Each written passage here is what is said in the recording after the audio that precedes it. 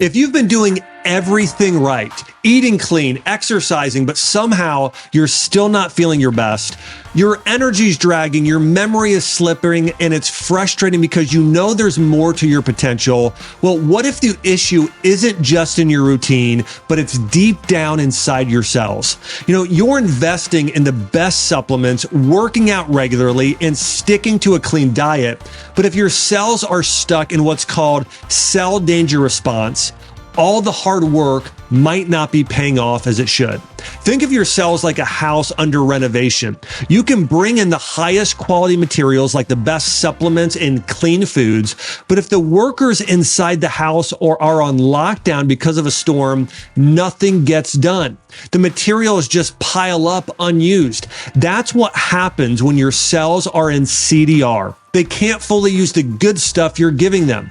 Getting out of CDR, the cell danger response, is the key to unlocking your body's full potential. When your cells are no longer in protective mode, they can finally use the nutrients, hormones, and energy you're working so hard to provide. That's when everything starts to click. Your energy improves, your workouts become more efficient, and you start to feel like yourself again. Go to beyondbloodwork.com to learn how to break free from cell danger response and make the effort pay off. Hey everyone, welcome to the Dr. Josh Axe Show. I am your host, Dr. Axe, and each and every week on the show, we dive deep into the science and principles behind how to grow in body, mind, and spirit and take your health and life to the next level. On today's episode, I'll be interviewing Dr. Alison Cook. And Dr. Alison is a therapist and expert in the intersection of faith and psychology. She's the host of the top-ranked show, The Best of You. And today we're going to dive deep into emotional immaturity. How do you become emotionally mature? And have you ever dealt with anybody who's emotionally immature and how to deal with those people? We'll also talk about how you can handle or how you could be gaslighting yourself and so much more. Dr. Alison, welcome to the show. Oh, I'm so glad to be here. Thanks for having me. Well, great. Well, I know, again, we've, we talked not that long ago, and, it was great getting to know you. I've really fell in love with learning what my favorite thing to do deeper study on right now is spending a lot of time in psychology. And I think, it's interesting, just kind of a question for you. I think that the field of psychology has really grown in terms of being it's always been respected, but I think today it's kind of jumped to another level of people really respecting and looking out for psychologists today and saying, hey, we need your help. Hey, we need your expertise. Why do you think that is? Yeah, it's a great observation, and I agree. I think social psychology experts, clinical psychologists are often looked at as the folks who are giving us insight into why we do the things we do, why our thoughts matter, what are we really supposed to do with emotions. I think the field has just grown so much from where it started. Really only, barely over a century, maybe a century and a half ago. Yeah. It's a fairly new, but I always think about it, right? The study of the psyche, the study of the soul. Psyche was originally thought of by the Greeks as the soul. It came really to be thought of as the study of the mind, but as you and I both know, it's really all of us. It's this field has grown to understand that we're a nervous system, we're thoughts, we're emotions, all of that comprises a soul. And we need to understand ourselves and why we do the things we do and why other people are doing the things they do in order to be holistically healthy in this world. We need this self-knowledge to understand, how can I be in a healthy relationship with you if I don't understand why I'm doing the things I'm doing? Yeah. That question of why is so important. And I also think about this. I share this quite often. When I first opened my functional medicine practice, the conditions that were growing the fastest were cancer, heart disease, diabetes, childhood obesity. Today, it's mental health disorders. It's depression, and it's anxiety, it's identity issues. These are growing more than ever before. And I think that's another reason why, obviously the field of psychology has become so important. And I also think today we're we're seeing more of this intersection between psychology and faith. Of course, someone like Jordan Peterson, I think, is a prime example of this and has been a big driver in that arena. I have had the opportunity to, because of my medical practice, but also me being really blessed to be in a position to counsel people in certain areas of their lives, to refer people to counselors and therapists like yourself. And I am always incredibly cautious. I'm incredibly cautious anytime I refer anyone to any type of health practitioner, whether it be referring someone to a functional medicine doctor or an acupuncturist or a chiropractor or a psychologist or a therapist, because there are some really bad ones out there, and there are a few of just incredible practitioners. And I think today a lot of people in the field of psychology and medicine, what they would recommend somebody do, they try and pull God out of it altogether. And so what you're left with, and I see this in the field of medicine, you're left simply treating the symptom, not the root cause of the issue. Can you give me an example of how that's true in therapy today, of how there's a lot of people treating the superficial stuff, and then how you actually get to the deeper things going on in someone's life? Yeah, I agree with you. I exercise similar caution. And I think that's important for people to hear in a world where we look to the psychologists often to be our expert in lots of different areas. There's always a worldview at play. That's what I would say to people, whether it's, like you said, someone in healthcare, someone in mental health. A person who is helping us always has a view of the world. They have a view of reality. They have a view of what is causing, as you said, a certain symptom. If we try to take that out and pretend like that doesn't exist, we're left with this sort of broad, if you look at the DSM, the diagnostic manual, right, that therapists and psychiatrists use, it's essentially, it can be helpful on one level. It's the manual therapists will use to diagnose the problem, but really it's just categorizing. It's creating lists of symptoms. So if you have these 10 symptoms, we see a pattern of depression, or we see a pattern of anxiety, or we see a pattern of narcissism, if you want to get to personality disorders.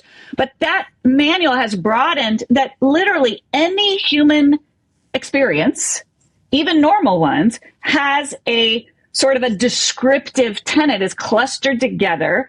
And so I find myself oftentimes distinguishing, listen, what's grief? Grief is a healthy human experience that is a response to painful events. And where are we calling kind of normal sadness or normal grief at what's happening that's genuinely hard, depression? If we're not getting at the root cause of something, we can't name that root cause, get to the root, frame it accurately, right, against what's really needed in this situation versus what's an extreme response to a situation. We're going to take somebody down the wrong path of treatment. And so that was just an example, grief versus depression. But when you, to your point, when you just sort of lay everything out as sort of observing behaviors, observing symptoms, it really just leaves us with a whole bunch of observations and not a lot of clarity about what is this person really dealing with. Is this a medical, biochemical imbalance that needs a medical or a prescription to intervene? Or is this rooted in trauma that this person has never really had a chance to process and grieve appropriately in a loving community with someone who cares and can witness that pain, that releases all of that from the body, and that person never feels anxiety or depression after that as a result of having gone through that? Those are very different root causes with very different interventions needed. And so to your point, I think that's part of the issue, is if we don't have therapists that are really good diagnosticians, they're really willing to genuinely do the work to get at root causes, we can wind up going down a road, and I can give you lots of examples of solving a problem that isn't actually the problem we're facing. Yeah. Yeah. And we see this in the medical field a lot too, where, again, when you look at a lot of the conventional medicine, it's very cookie cutter. Everyone comes in. It's like, we used to call it, it's like herding cattle. It's like, they come in, you give everyone the same thing, you move on. Oh, hey, you're feeling a little sad. Here's an antidepressant. Don't worry about the side effects, and just kind of keep herding them through, because this big pharmaceutical industry in bed with the medical industry is doing something that is, again, we're talking about trillions of dollars here. And so we see that a lot. Another thing that I have seen more and more people talking about when it comes to therapy is that if you see the right therapist, it can radically improve your life. Yeah. But oftentimes what therapists will do is you'll go in, you'll sit down with them, share your problems, and basically you'll just end up talking about yourself and your problems. And you just have someone listening to you and then asking you more about your problems. And it's making people worse, because they're basically bathing in self-pity, and I also think it's very unbiblical. The Bible's not like, focus on your problems and you'll get better. Talk about your problems constantly and you'll get better. Instead, it says, fix your eyes on Jesus, or, serve others, and I think actually the science proves actually one of those works more than the other. What are your thoughts on that in terms of technique? Because I don't know if you've seen this recently, there's a lot of videos coming out and people sharing how actually therapy has made them worse, and psychologists sharing this. If it's simply a session where somebody is just talking about themselves and their problems the whole time. Yeah, that's why my work, my degree is actually in both psychology and theology. I personally bring the two together. And what I would say is therapy is it's very individualistic. It's one-on-one. It's me telling my problems to somebody. I've had this happen as a clinician. I've also been on the other side of it, where someone can tell me their story and they are skewing that story in such a way that isn't actually honoring the truth of what happened. I've had this happen where I'll find out other ways. Oh my goodness, in this instance, this person actually wasn't the victim in the narrative, right? So there's a bias that goes into that one-on-one relationship.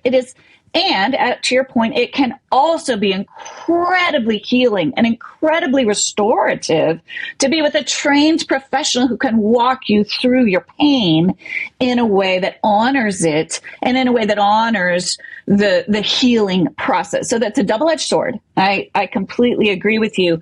In my work, how I see it is that hyper one-on-one individualist, removing people from a herd or an ecosystem over here, can have benefits, but the problem is we were made to live in community. We were made to be a part of a body. If you use Christian language, we were made to be a part of a body of Christ. We were made to be with other people. When therapy starts to replace belonging in community, right? That's where we start to, in my mind, that's where we start to see problems. Now, if there's a toxic system, whether it's a family or a church community or, a friend group, that person may need to leave that toxic system to heal and find a healthier community, a healthier set of relationships. A therapist can help in that. But in my mind, a therapist is not the end game. Therapy is not the end game. It is to help us heal.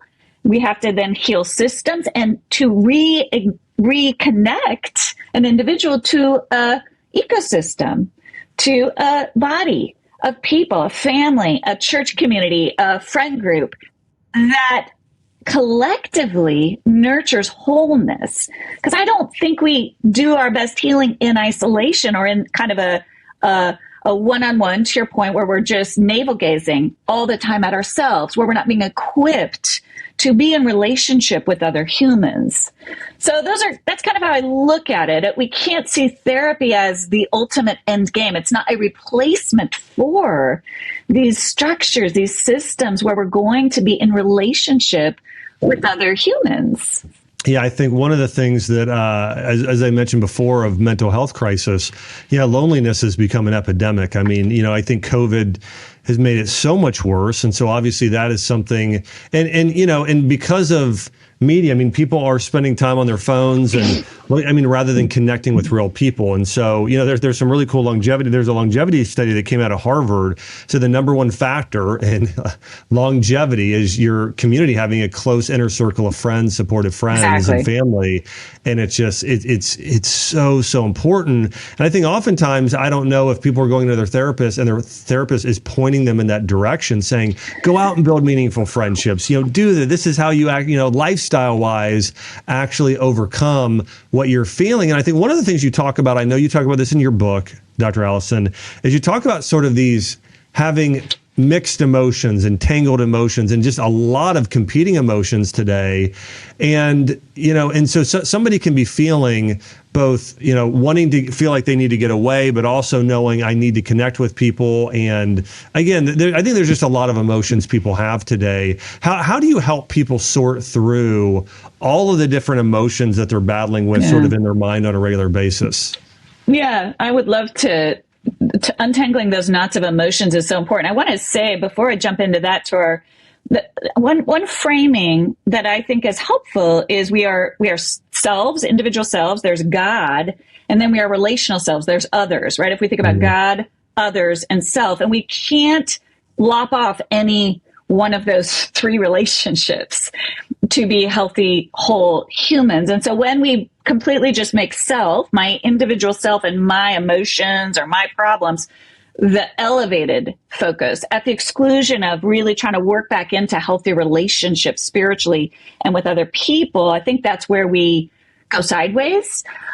We have to honor all of those elements. When it comes to emotions, we have such a young understanding of emotions in the field of psychology. Even the study of emotions really kind of started to come to the forefront with attachment theory, when attachment research in the 60s and 70s was beginning to realize, oh my goodness, kids, babies, infants have very different responses when their parents leave the rooms. They have very big, different emotional reactions to different types of parenting. And so suddenly we started to become aware that the emotions that we have are rooted so deeply in that secure attachment, that sense that we are loved, that we are held, that we are seen, that we are soothed by another human, those first parent, those first caregivers, right? And so our emotions, the first thing we know about emotions is that the way that we respond or react to our environment as an adult is often a cue to some of those attachment wounds. And so emotions are inherently subjective. They're really important. They're really important to pay attention to. I think of them as cues, but how we frame them, how we interpret them is also really, really important. So the couple things I would just say is that research is really young. And so a lot of folks were raised in families where emotions were just either not discussed or sidelined or thought of as bad or shamed. That's not healthy. On the other hand, there's sort of another end of that spectrum where emotions are sort of elevated as, it seems like, Alison, we're like, you have the baby boomers and it's like, ignore your emotions. And then today it's, you've got, they tell you everything. They even tell you truth and morality. Of course they don't, but it just seems like the pendulum just swung so far over.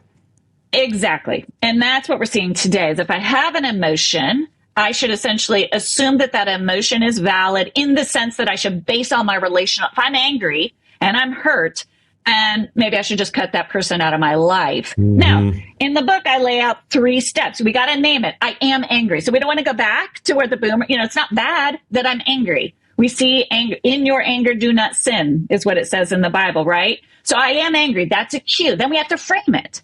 We have to hold what actually happened. What are the facts of the situation? There might be a situation in which I feel angry and the other person didn't do anything wrong. They just tripped over a wounded place inside of me. Okay, then that's going to be a different path forward to your point about roots. There might be a situation where I'm angry and that person has really hurt me and done something very wrong, in which case I need to establish some healthier boundaries in that relationship or call that person out, whatever the thing is. But the emotion itself is just a cue that something happened. We don't know the truth of what happened yet. And that's that second step I lay out in the book, which is the framing. We have to frame it very carefully. And it takes some work, some discernment to frame why am I having this emotion? And this is where we start to see some emotional immaturities if we skip over that and we just let our emotions kind of be our dictators. How does somebody become emotionally mature? I mean, if somebody would spend just a few minutes today, which everybody does, on social media, you'll see a lot of emotionally immature people. I mean, people just throwing stones and mud and sticks at one another. And it just is. I mean, if anybody goes into any comment section of almost any post, you've got people on there saying just absolutely ridiculous things, saying mean things, constantly gossiping. I mean, there's numerous negative things happening. How do you identify, how does someone go from, and what are some signs somebody is emotionally immature, and how do they become emotionally mature? Yeah. So emotional immaturity is reacting out of emotions. Emotional maturity is honoring, I feel an emotion, and now I will choose mindfully how to respond to that emotion.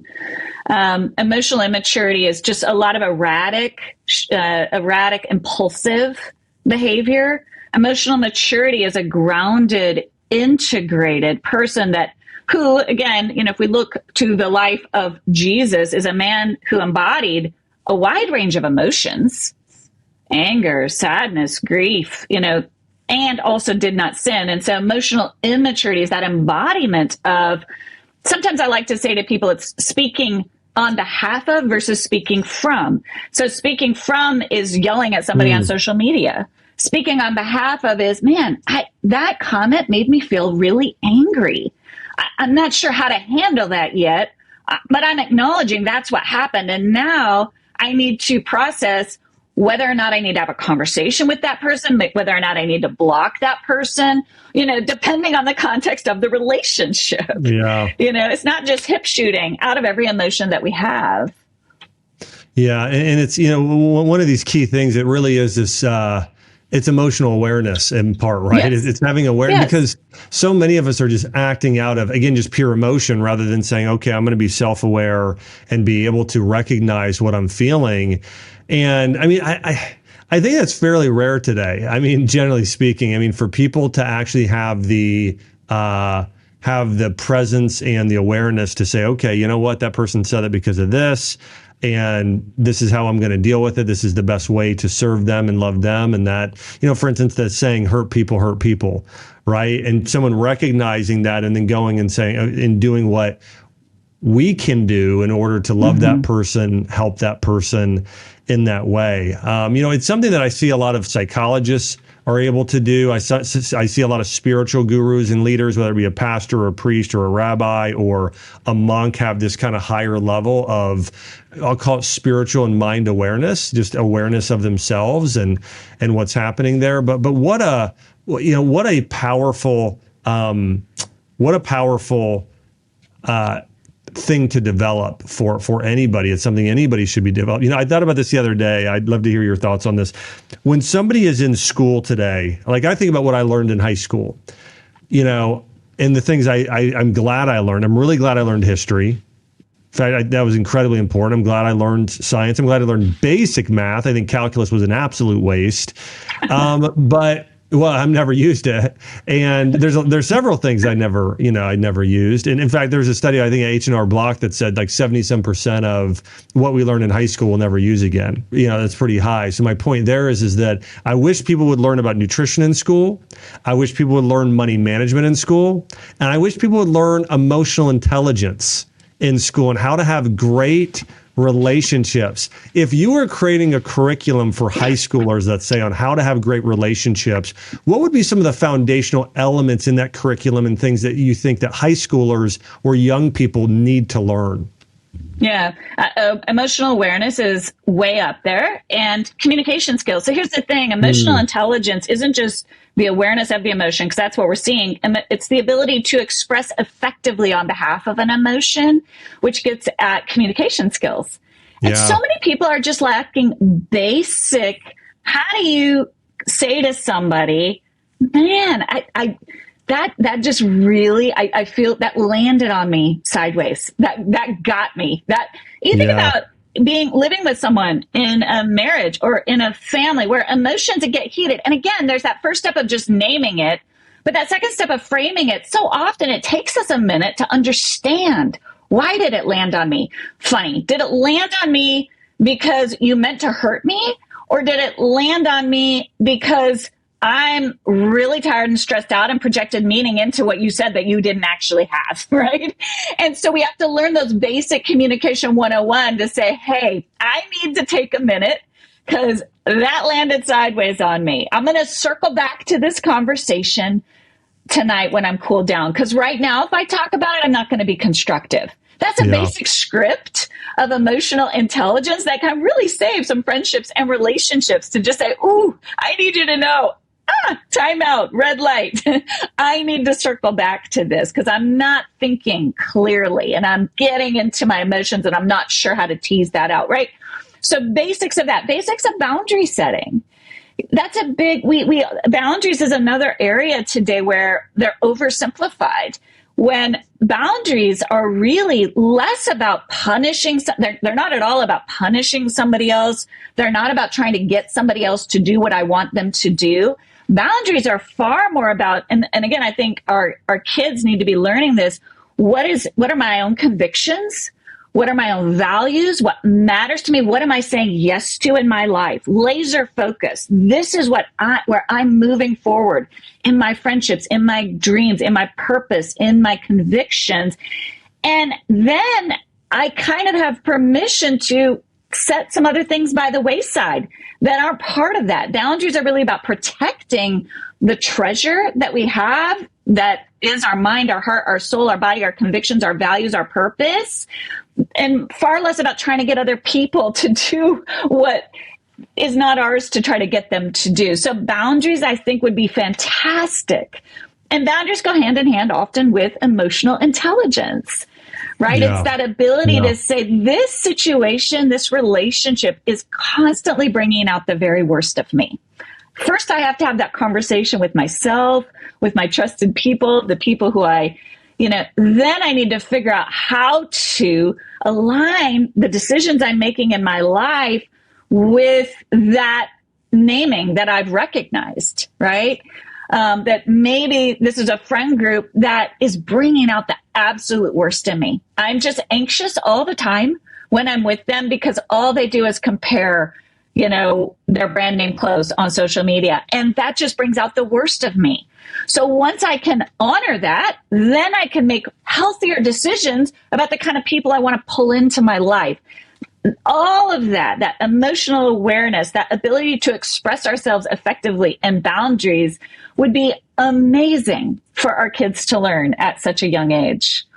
Yeah, that's so good. You brought up communication, and one of the things in communication that this is basic, people, you want people to not say, like, for instance, when I started speaking, I said a lot of but, and I still do some, it's a lot less. Okay. But why, let me kind of jump over here. There are a lot of things I think that people do that have low self-awareness, and they don't know that it's toxic. They don't know that it's harming others. And so sometimes I think, I don't want to say it's harmless, but I think there's just a lack of awareness. Like I'm thinking about someone that Chelsea and I know, and they're just so grossly unaware that they don't realize that they just say things constantly that are just toxic in a way, and they're just unaware of it. What are some of the most common things you've seen in your practice, things that people do that are really big no-nos that they're just unaware of?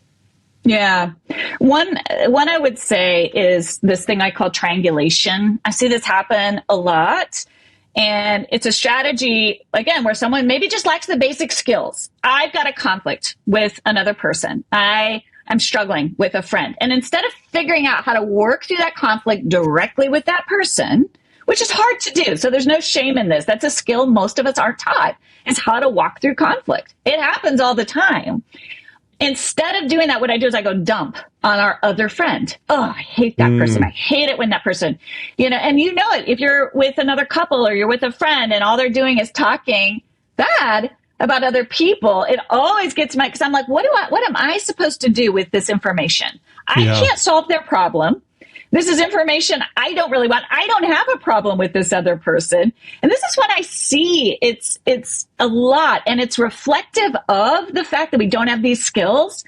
But the first thing we can do is name it and go, okay, I don't want to be somebody that's on the dumping bag for somebody else's inability to work through their conflicts effectively. It's not good for anybody.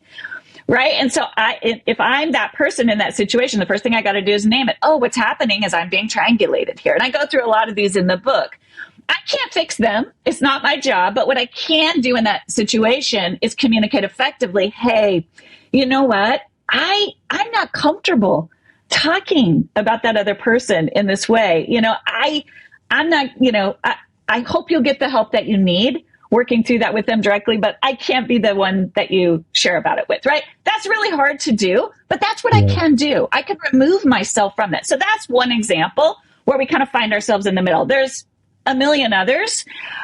Blame shifting would be another one. When you're in a relationship with someone who hasn't learned how to take accountability for their own actions, and they're always blaming somebody else, always an excuse. Always, if so-and-so would have just done this, I would have, my life would have been so much better if someone, and you're just sitting there going, well, we can't really have a meaningful conversation about growth because there's always someone else to blame. So that's another one I see that, again, could come from a very, just lack of skills. I don't know how to really look honestly at myself and take accountability for what's mine to own without shame.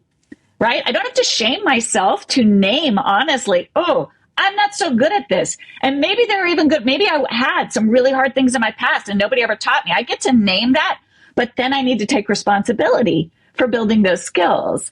And so that's another one. There's numerous ways that we just fall into these traps. I call them thinking traps. And sometimes they're minor. Sometimes they get really, really toxic.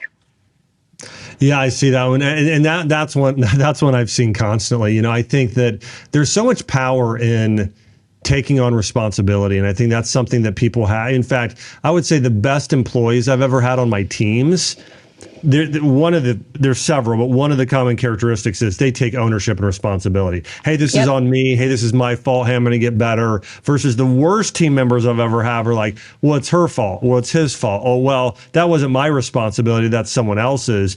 And you'll see this in sports too. It's like the best quarterbacks, the best coaches, the best players. They're like, hey, that's on me. I mean, full responsibility for everything. And then the people that are the underachievers, it's exactly what you're sharing. I've got a question. So again, thinking about this and things that are really, I think, a low level emotional intelligence. One of them is, and again, I mentioned somebody earlier that I know that they constantly do this, and it's when they're telling you something, a story perhaps of something that happened to them, most of it's a lie. So for instance, their perception of reality, and this happens with a lot of people, and we've all met people like this, when they retell the story, they're always the hero or always the victim or always again, and you're like, well, even if you were there, you're like, that's not at all how it happened. But they, in their head, literally think that's the way it played out. One, is there a diagnosis for that outside of just calling it lying? Is it, and then how do you deal with those sort of people? Yeah. So, I mean, there could be narcissistic features there. I don't know. We need to run the gamut of other features, but I call these, in my book, I run through a whole bunch of thinking traps. And again, these range from bad habits to really patterns in toxic, toxic pattern of behaviors. It all depends on how toxic the impact is. But when you think about cognitive distortions, right, you think about thinking traps. There's negative filters. Negative filters are when we're always, I'm just not good at anything. I'm bad at this. I'm bad at that. That's really unhealthy but there's the opposite. And it's an overly positive filter where we take on a hero role and we're kind of seeing ourselves in a puffed up way. We're constantly aggrandizing our achievements, our accomplishments. Both of those things are rooted in low self-esteem. They're both rooted in it, right? Yeah. They're different ways of adapting, and neither of them align with reality, with that very honest self-inventory. Here's what I'm really good at. Here's what lights me up, and other people respond when I do this. Here's what is hard for me. Here's what's still a work in progress. And I think when you talk about athletes, it's a great example where to be an excellent athlete, you have to be really honest, self-inventory. Man, I'm fast. I'm fast and I jump high, but I am not so good. I'm not big, or I can't tackle people, whatever. You have to have that sort of real honesty, again, without shame. And that's where in our there's so much of that, well, I just need to be sort of falsely humble, or that sort of grandiose, neither of which aligns with reality, and both of which lead to some emotional immaturity and core wounds to the soul, where we're not thriving. We're not becoming the best version of who we are. The best version of who we are balances that honesty. What is your advice to people who have a false sense of perception? Like when you have somebody come into your practice and you're counseling them, what is your advice? Do you call those people out? What's your advice to them on that? Mm-hmm. Well, this is one of the. So again, as a therapist, I can name honestly what's good about it and what are some of the deficits, right? And again, that's a skill that we don't see a lot, that nuance. One of the deficits of therapy is I am sort of reliant on my client's self-report. So it takes a minute for me to recognize, I think this client is constantly lying or constantly aggrandizing a story or not giving me the truth. That's one of the limitations of that one-on-one relationship when we're not in community, right? When there's not a body of people, or when I'm not seeing that person in their setting, I'm reliant on that self-report. So right there we run into, so it takes a minute and it takes time and skill to learn. I remember early on as a therapist, I had a client come in and was kind of aggrandizing all this stuff and telling me all this amazing stuff. And at some point, one of her family members literally left me a voicemail and said, I need to tell you, I know you can't talk to me. I know the limits of confidentiality, but I need you to know the reality of what's actually happening. And it was like totally night and day. And had that not come in, and it was just such a moment of realizing, oh my goodness, I always have to be super careful and be very discerning when I'm listening to people. Those skills grow over time. But gosh, when you're working with someone who has some, and again, I say narcissistic features, I think we're too quick to label people that, someone who is genuinely narcissistic has a whole pattern of behaviors, but someone who's self-presenting in a grandiose way, you're really underneath that, I believe, and what a lot of the research shows is that there's actually a very small self underneath that. It's not that that person is actually in love with themselves, is that there's so much shame and so much core woundedness that that person needs. If you think about that mirror, that person needs everybody else to just only hold up a mirror of you're amazing. And that person can't actually look at the mirror of truth, which is there are some really good things about me. And man, there are some things that are still in progress. And so you are gently trying to introduce that reality testing, that reality checking without stirring up all of the shame that's underneath there. Because shame is almost always underneath that. Yeah. There's a lot of shame and a lot of guilt, right? I mean, a lot that people have. Yeah. Well, what is your advice for somebody who knows they have low confidence, self-worth, low value? What is your advice on them? How does somebody start building up a stronger sense of identity and worth? Yeah. I mean, to this whole conversation, this is the model that I lay out in the book, is we have to name that. The fact that you can name that and say, I'm someone who really doesn't believe in myself, or I doubt myself, or I second guess myself. The very ability to name that is a step toward confidence. Sure. It's ownership. It's to what you're saying. It's taking accountability. And then it's saying, getting to the root. I wonder why that is. Is that because I didn't have parents who loved me? No one really came alongside of me as a kid and said, I've got your back. You're awesome. And so there's some trauma there. And so if that's the case, then I need to work on healing that. Who can I pull in around me? A pastor, a therapist, a mentor, a friend, and say, I'm working on this, right? And really work on building up that kind of, maybe take some assessments, look at strength finders, look at some of these strength-based assessments, where I get some data that says, no, you're actually really skilled at this, right? Is that low self-worth a negative thought pattern? And I've just gotten into a bad habit, right? And I really need to do a lot of the stuff you teach us, Josh, that's so helpful, interrupting those thought patterns, to your book, this is not helpful to me. I need to be very diligent about replacing these thoughts with other thoughts. So we have to get to the root. And I go through that. There's a chapter in the book on I shouldn't feel less than. What is the root of that? What is the root of that? And because depending on the root of that, we're going to have different strategies to intervene in it. That's so good. I do want to reference, I've got several more questions for Alison, but before I do, if you're interested in the book's called I Shouldn't Feel That Way. It's in bookstores nationwide. It's on Amazon.com. Again, I Shouldn't Feel That Way. Tell us a little bit, Alison, what is the book about exactly and who's it for? Yeah, it's for anyone who's wrestled with these emotions that get so confusing and get knotted up inside of us. And I called it I Shouldn't Feel This Way because they're often the emotions we beat ourselves up for. I shouldn't feel less than. I should feel confident. And so what I'm trying to do is say, okay, but let's start with what's true. What's true is we're not going to gaslight ourselves, right? We're not going to, what's true is I'm someone who sometimes struggles with confidence. And again, we're taking the shame out of it. We're just naming a fact. This is what's true. That is the first step toward change. And so I lay out 3 practices, more, and there's others, these feelings where we shame ourselves. I shouldn't, one of the things I talk about in the book is when we're in toxic relationships or when we've been around a lot of toxicity, we feel a lot of inner chaos. We doubt ourselves. Sometimes that's a root. Sometimes someone else is kind of contaminating our well. And the reason that we feel yucky when we're around them is because they're actually engaging in some toxic behaviors. That would be a different framing, right? And so I'm trying to help people get out from underneath I shouldn't feel and instead pay attention. This is what I'm feeling here. Name it, frame it. That's the second step. What's happening? What needs to happen here? Get to the root, to your point. And then we have to take brave steps forward, because then once we've named and framed, we have information, and then we're responsible for changing what we can. And so it's for anyone who has really battled against kind of feeling certain things that you don't know what to do with, and so you beat yourself up for it, instead of just getting honest about it and then embarking on a path toward clarity. Yeah, that's so good.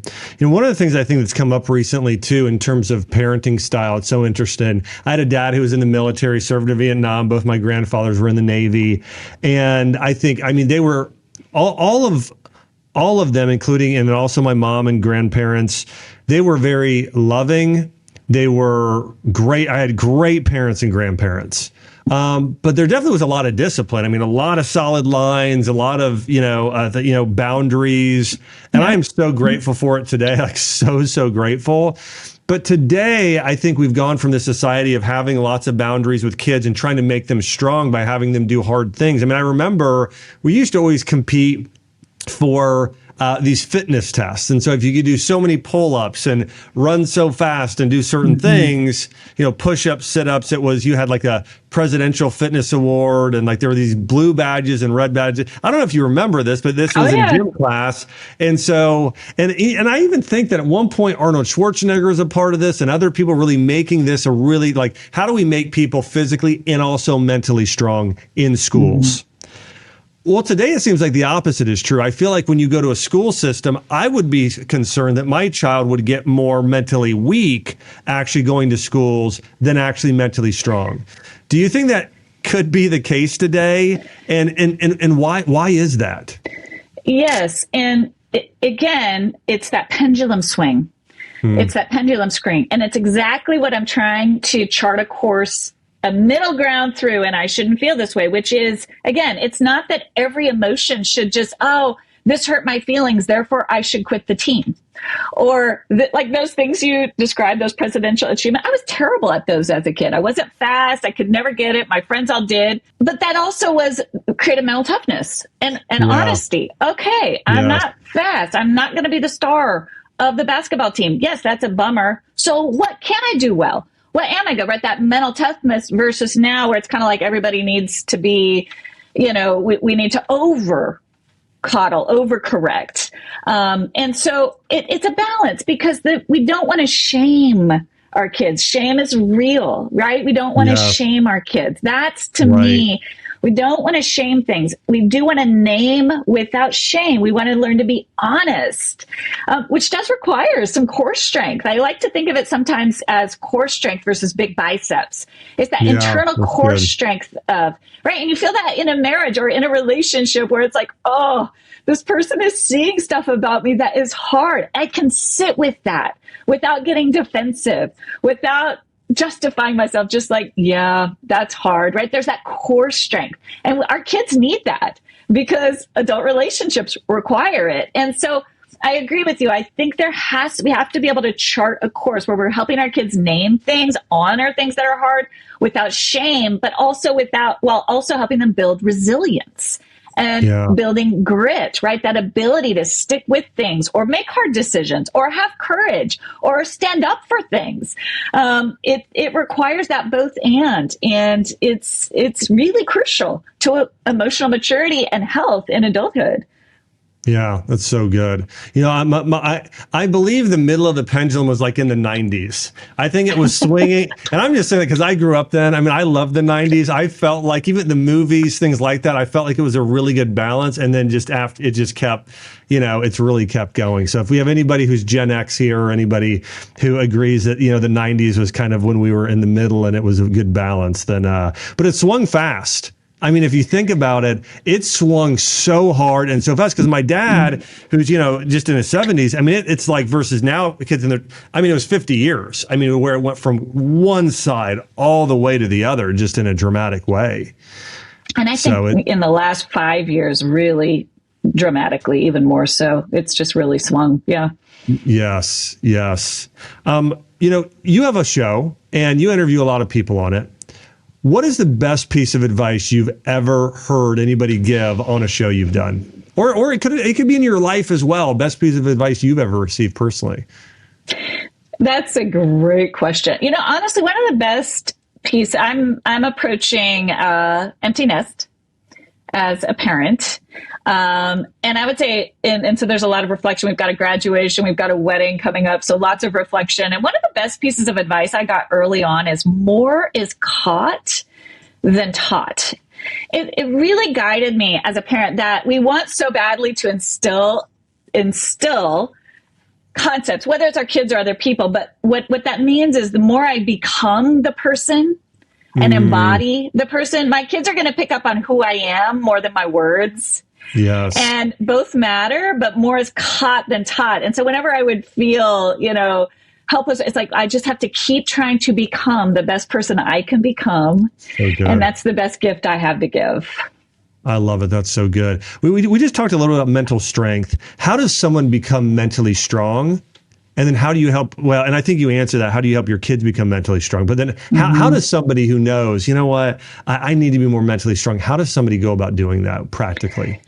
Yeah, I think we have to first the naming without shame. Dr. Dan Siegel talks about to name it is to tame it. And so when we begin if we want to become mentally strong, I can say in my own life, when I started to bump up against things that hurt or brought up shame, I had to learn to sit. And that's such a therapeutic word, but I had to learn to say, okay, there's shame. And it's almost like I had to imagine it out in front of me. There's shame. This person has said something that, it rings a little bit true and it hurts. And then there's shame. But I really want to grow. I want to become better. Yeah. And so I had to learn to let the shame be there. The shame goes away. It goes away when you name it. When you name it and say, wait a minute, shame is telling me you're a pathetic moron who will never get over this, it's so self-defeating. It's not constructive. If I can let it be there and maybe tell I'm feeling shame about this, but I want to get through the shame because I actually want to work on this thing. The shame doesn't help. The thing that's true is, okay, yeah, I've got some growing up to do here. I've got to work on this. I'm not so good at communicating, or I'm not so good at whatever the thing is. the shame doesn't help. So you've got to learn those shame resilience skills that when we face something in ourselves or someone brings up something that's hard to hear, to kind of let that shame flow through, name it, tell somebody, tame it, and then just look at the thing. What did they say? Be willing to look at ourselves. What is the thing here that's really hard that I don't want to face, but I really want to grow? And so can I look at this out in front of me? I always try to tell people, imagine it, the shame over here, and then imagine the thing where you want to grow, where you want to learn, where you want to become tougher. Kind of imagine it out in front of you to get a little distance from it and almost make friends in a way. And again, if you use that metaphor of the athlete, it's like, here's the thing that's really hard for me. And it's almost like the more I can make friends with that, I can transform it into a superpower, to be honest, over time. That those perceived deficits, the more I make friends with them. So I came across a study that I think why this is so important. And the study found this in an average 5-minute conversation between people, 60% of people will lie at least once. And in your average day, almost everybody across the board lies over 10 times. Yeah. I mean, have you experienced that? Yeah. I believe it. And to your point, I think it starts with ourselves. We have to start telling the truth to ourselves. If we're not telling the truth to ourselves, how in the world can we be honest with other people? Right? Yeah. And it's the best route to freedom, because the more I'm honest with myself and the more I really have that incredible foundation of honesty, it's just so freeing. It is truly the path to freedom.